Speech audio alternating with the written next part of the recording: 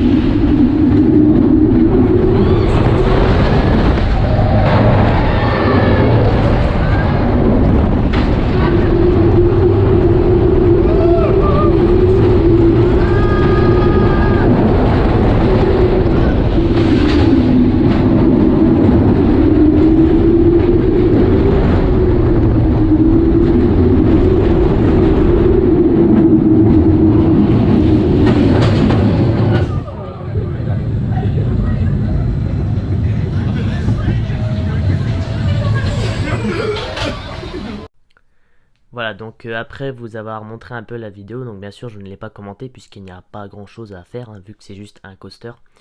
J'avais oublié de préciser quelques trucs, quelques points. Il faut savoir que la vitesse maximale atteinte dans cette attraction c'est 58 km/h et la durée d'un tour c'est 1 minute 14 environ.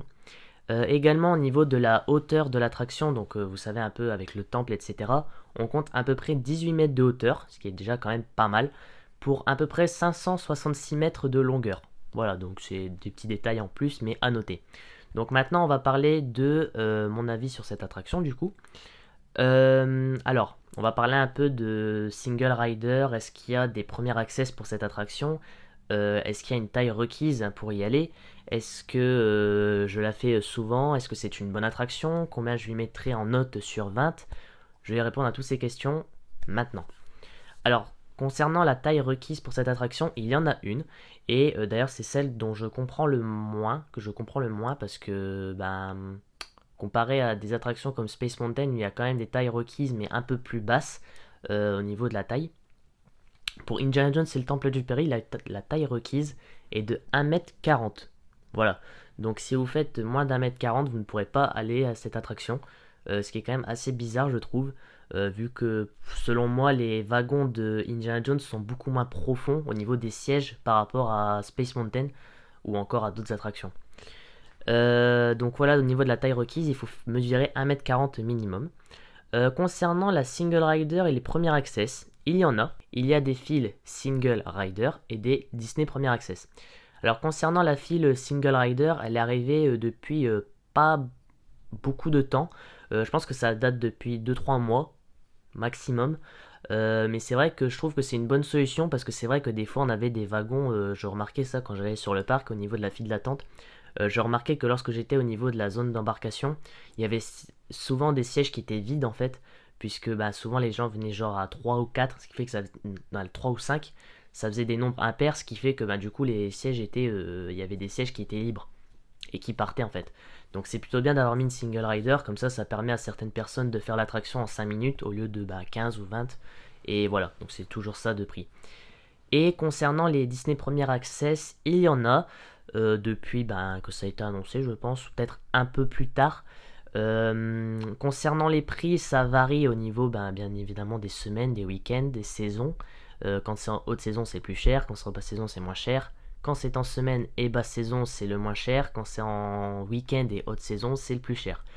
Je pense que les prix varient entre 7 euros et 11 euros à peu près par personne, je tiens à préciser. Voilà.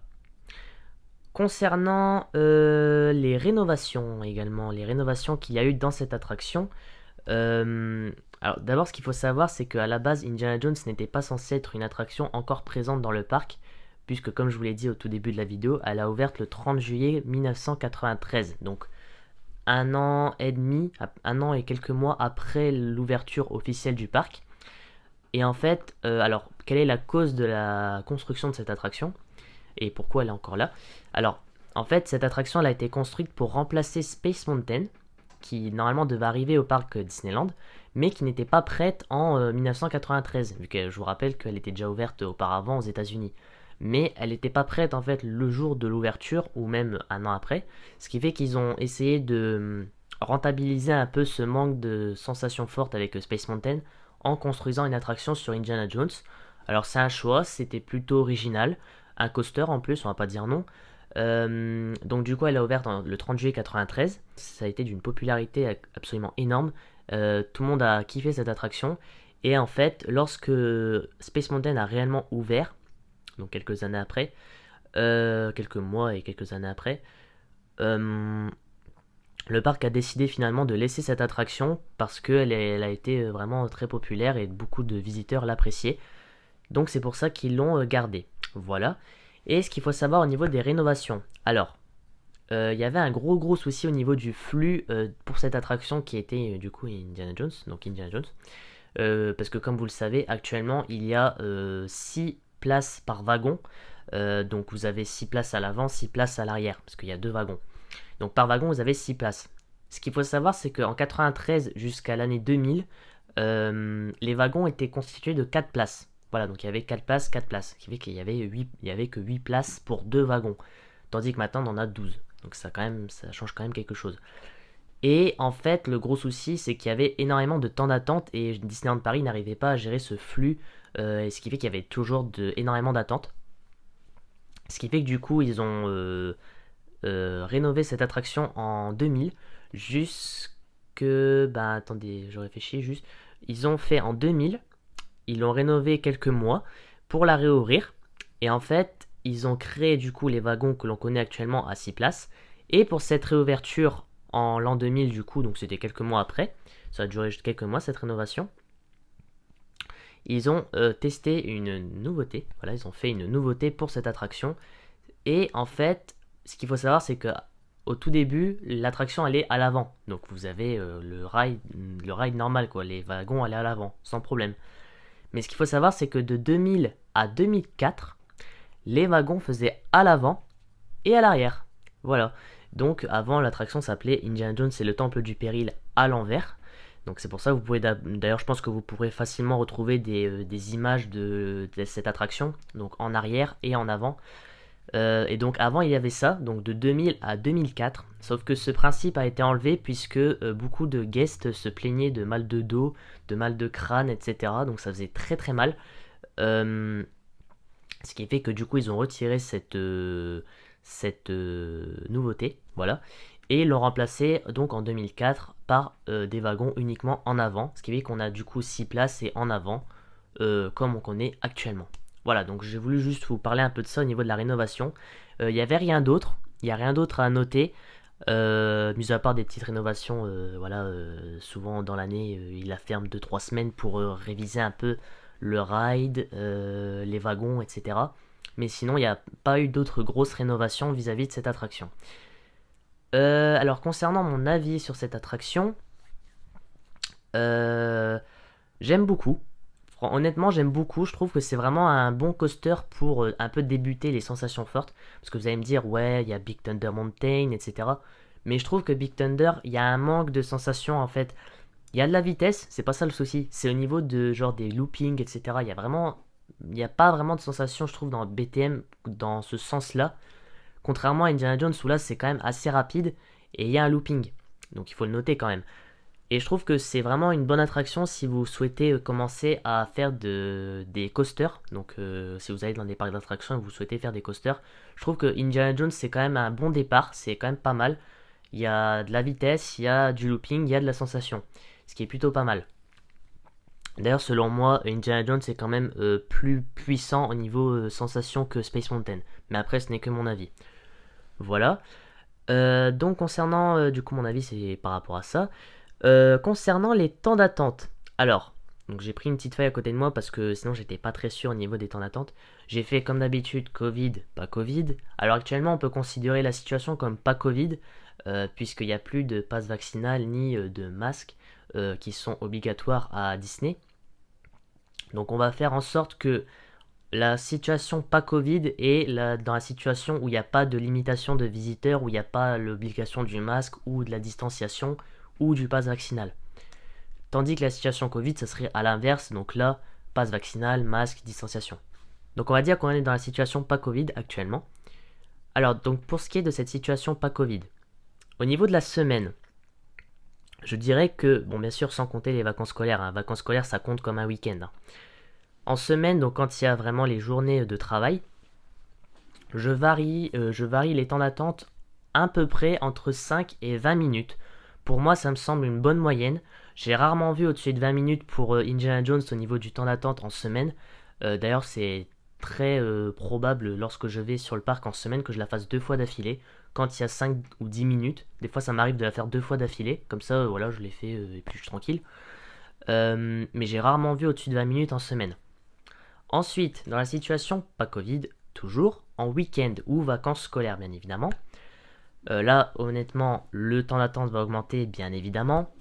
Je varie à peu près les temps d'attente à 20 à 1 heure d'attente. Oui, oui, vous avez bien entendu, 1 heure d'attente. C'est possible, je l'ai déjà vu plusieurs fois, 1 heure d'attente. Alors j'ai rarement vu en dessous de 20 parce que c'est vrai que c'est quand même pas désert comme attraction, il y a quand même du monde tout le temps. Il y a quand même des gens qui attendent. Honnêtement, j'aurais pu la passer à 15, mais c'est très rare que je la vois à 15 en week-end. Donc je l'ai mis à 20, 5 minutes au-dessus. Je dirais entre 20 et 60 minutes. C'est très large comme marge, on va dire. Mais en fait, ce qu'il faut savoir, c'est que Indiana Jones, c'est quand même une attraction qui va très rapidement au niveau du flux. Et c'est vrai que ça peut genre passer de 60 minutes à une demi-heure en 2 secondes, en fait. C'est ça qui est vraiment une bonne chose. Donc ça peut passer vraiment très très vite au niveau de l'attente. Mais c'est vrai que des fois, il peut y avoir des foules de monde qui arrivent d'un seul coup dans l'attraction et ça passe à 50 minutes alors qu'il y avait 10 minutes juste avant. Voilà. Donc au niveau du week-end, je dirais ça pour la situation pas Covid. Maintenant, pour la situation Covid. Donc là, on fait en sorte qu'il y a le pass vaccinal, une limite de visiteurs et distanciation, etc. Au niveau de la semaine, donc là encore en semaine scolaire, bien évidemment, je mettrai le temps d'attente à peu près la même chose qu'en période pas Covid, c'est-à-dire 5-20 minutes en semaine. Honnêtement, j'ai pas vu de grosses différences depuis la réouverture avec les masques, etc. au niveau du temps d'attente en semaine. J'ai rarement vu au-dessus de 20 minutes aussi. Donc voilà. Et concernant le week-end, alors là c'est un peu différent parce que j'avoue que j'ai remarqué que Indiana Jones c'était moins rempli au niveau de l'attente quand c'était limité en visiteurs. Souvent les attractions qui étaient les plus chargées au niveau de l'attente, c'était Star Wars Hyperspace Mountain, BTM, Buzz Lightyear Laser Blast ou Autopia par exemple. Mais c'est vrai que Indiana Jones, je l'ai rarement vu dans la zone au-dessus des 30 minutes, mais j'ai déjà pu la voir. Donc c'est pour ça que je mettrai aussi une grande marge pour le week-end en Covid. entre 10 et 45 minutes. À peu près, bien évidemment, ce ne sont que des estimations. Euh, j'ai clairement vu certains temps, des temps d'attente à 10-15 minutes pour cette attraction. Mais c'est vrai que des fois, il peut y avoir quand même un peu de monde au niveau de l'après-midi, ou à peu près au niveau de l'après-midi, vers 13h-14h. C'est vrai qu'après que les gens ont mangé, je sais pas pourquoi d'ailleurs, il y a souvent du monde, j'ai remarqué à Indiana Jones, à peu près 45 minutes d'attente. Le matin, je vous conseille d'y aller parce qu'il y a très peu de monde, j'ai remarqué le matin à Indiana Jones. Comme ça, vous pouvez vous faire, si vous allez à Adventureland, Indiana Jones et Pirates. Comme ça, vous aurez déjà toute cette partie du land faite. Bon, sans compter la cabane des Robinson, bien évidemment. Mais qui n'a pas besoin de temps d'attente. Donc il n'y a pas besoin de grand temps d'attente pour faire la cabane des Robinson. En tout cas, c'est pas le sujet d'aujourd'hui. Mais voilà, je dirais à peu près 10 à 45 minutes en période Covid pour cette attraction au niveau du week-end et vacances scolaires. Voilà, donc là, pour finir cette vidéo, on va parler un peu de mon avis global, de ma note sur 20 que je donnerai à cette attraction au niveau de la file d'attente, la qualité de l'attraction, est-ce que ça m'ennuie de la faire? Voilà. Alors, honnêtement, si je devais donner une note sur 20, en comptant le design de la file d'attente, le design des wagons, le temps de l'attraction, les sensations bien évidemment, je crois que je mettrais une note de 15 ou 16, à peu près. 15,5 je dirais, sur 20. Alors pourquoi? Je vais m'expliquer bien évidemment. Déjà que je trouve au niveau de la sensation on est top. Clairement, si vous voulez des sensations, vous pouvez faire Indiana Jones, il n'y a pas de souci. Par contre, je vous avoue qu'au niveau du confort, c'est un peu autre chose. Parce que au niveau des wagons, j'avoue que la plupart du temps, j'ai très mal à la tête. Je me cogne souvent la tête contre le harnais.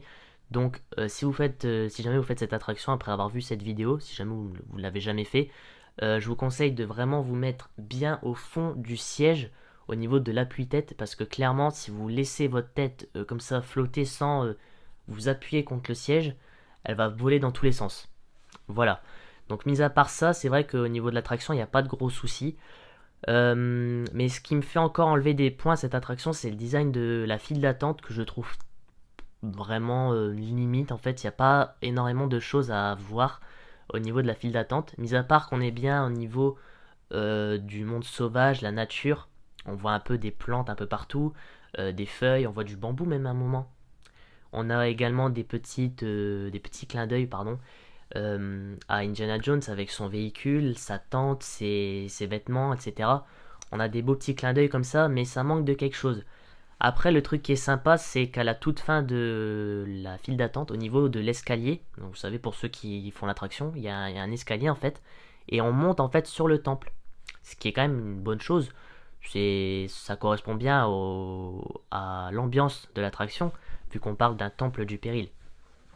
Donc c'est ça qui est bien, c'est qu'on marche sur les escaliers, donc vers le temple, et on voit d'ailleurs des statues de serpents, donc ça rappelle un peu aussi Indiana Jones, comme quoi sa seule phobie c'est les serpents, ce qui est plutôt assez classe comme clin d'œil, j'aime bien. Donc on monte, etc. On voit quelques encore petits clins d'œil, mais on descend et on a l'embarcation. Donc c'est vrai que c'est un peu pauvre au niveau de la décoration comparé à d'autres files d'attente. Bon, je vous avoue que niveau file d'attente, Phantom Manor ne fait pas mieux. Voilà, il n'y a pas grand chose non plus à Phantom Manor. Mais je veux dire, il y a certaines attractions qui s'en sortent mieux au niveau de la file d'attente. Comme par exemple Buzz Lightyear Laser Blast qui pour moi a quand même beaucoup d'interactions dans la file d'attente. Sans compter l'extérieur bien évidemment. En comptant juste l'intérieur, je trouve qu'il y a énormément d'interactions.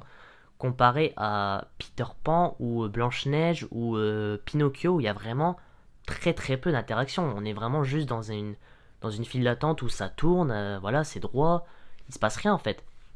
Mais il y a certaines attractions qui ont été mieux pensées pour la file d'attente comparé à d'autres. Et bon, Indiana Jones se trouve un peu dans le milieu, c'est-à-dire qu'ils ont vraiment voulu faire un truc assez rapide qui prenait pas trop de temps, mais qu'en même temps ça soit pas juste une ligne droite où il y a rien quoi. Voilà.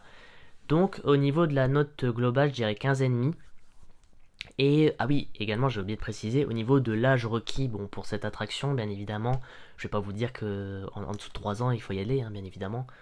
Sachant qu'il faut mesurer au moins 1m40, je pense que en dessous de 10 ans ça me paraît un peu chaud, mais c'est possible, après ça dépend de la taille des enfants, hein, bien évidemment, tout dépend de ça. Mais je dirais qu'au-dessus de 10 ans, honnêtement, il n'y a pas de souci. parce que je vois très rarement, je vois beaucoup, je vais reformuler, je vois beaucoup d'enfants au niveau de cet âge-là, donc 10 ans à peu près, qui vont faire Space Mountain. Donc voilà, donc vous pouvez voir un peu dans quelle zone on se situe quoi, au niveau de l'âge. Voilà. Donc voilà qui conclut du coup cette vidéo. J'espère qu'elle vous aura plu. N'hésitez pas à me dire si mes infos étaient bonnes. Logiquement c'était bien. J'ai cherché sur un peu Wikipédia et également sur l'application Disneyland Paris. Voilà, donc n'hésitez pas à me dire s'il y a quelque chose qui était faux, si jamais il y a des experts là-dessus. Et n'hésitez pas également à me dire dans les commentaires s'il y a une attraction en particulier que vous voulez que je traite pour la prochaine vidéo. D'ailleurs, il y a une attraction assez populaire que je n'ai pas encore faite, c'est Pirates des Caraïbes, je ne l'ai pas encore faite. Mais c'est vrai que ça prend un peu de temps pour tourner ce genre de vidéo, faut trouver les infos, faut tourner, faut faire le montage, donc ça prend un peu de temps. Voilà. En tout cas, n'hésitez pas à me dire dans les commentaires s'il y a une attraction que vous voulez voir pour la prochaine fois, voilà. Et je la ferai avec grand plaisir, et voilà. En tout cas, je vous souhaite une très bonne journée, on se dit à la prochaine pour de nouvelles vidéos. Allez, salut!